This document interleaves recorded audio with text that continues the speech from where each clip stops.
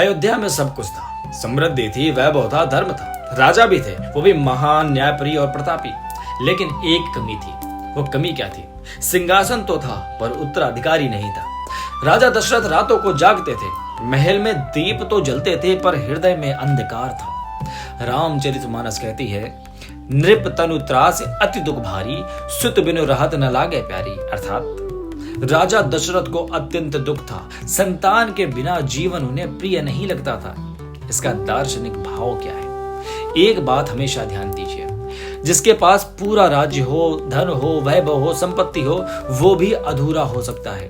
क्योंकि धन, वैभव, संपत्ति जरूरी नहीं कि वो सुख दें, लेकिन वंश, जिम्मेदारी और उद्देश्य हमें सुख देते हैं। राजा का दुख केवल पुत्र का नहीं था, वो भविष्य को लेकर के डर रहे थे, उन्हें भविष्य का भय था।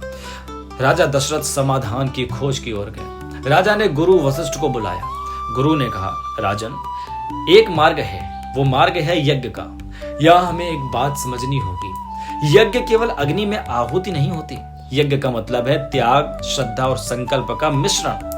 पुत्र कामेष्ट यज्ञ होता है। वाल्मीकि रामायण कहती है कि ऋषि श्रृंगी को बुलाया गया, उन्होंने यज्ञ प्रारंभ करवाया, मंत्र गूंजे, देवता प्रसन्न हुए और अग्नि से एक दिव्य पुरुष निकला। उनके हाथ में एक सोने का पात्र था जिसमें दिव्य खीर थी। उस खीर को राजा दशरथ के द्वारा रानियों को खिलाया जाने था। ये बड़ा ही भावपूर्ण क्षण था। वो खीर तीनों रानियों ने को दी गई। यही वो क्षण था जब इतिहास करवट ले रहा था। प्रभु राम आने वाले थे। यहाँ एक दार्शनिक भाव हमें समझना होगा। राजा दशरथ ने क्या किया?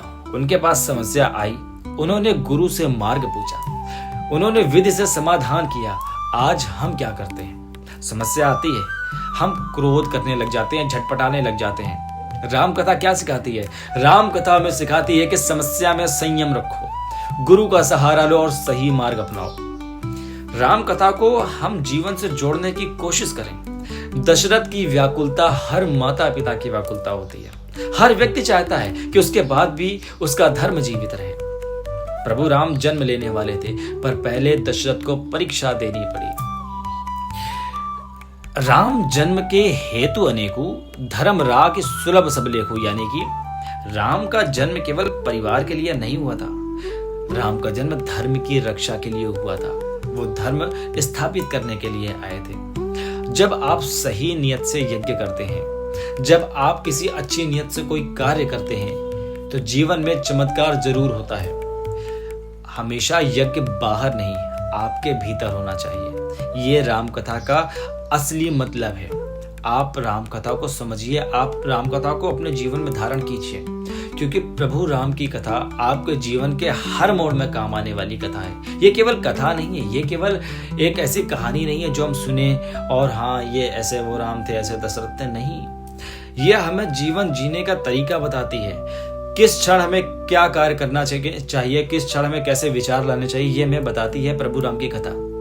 तो चलिए, आज की कथा यहीं समापन हुई। जय श्री राम।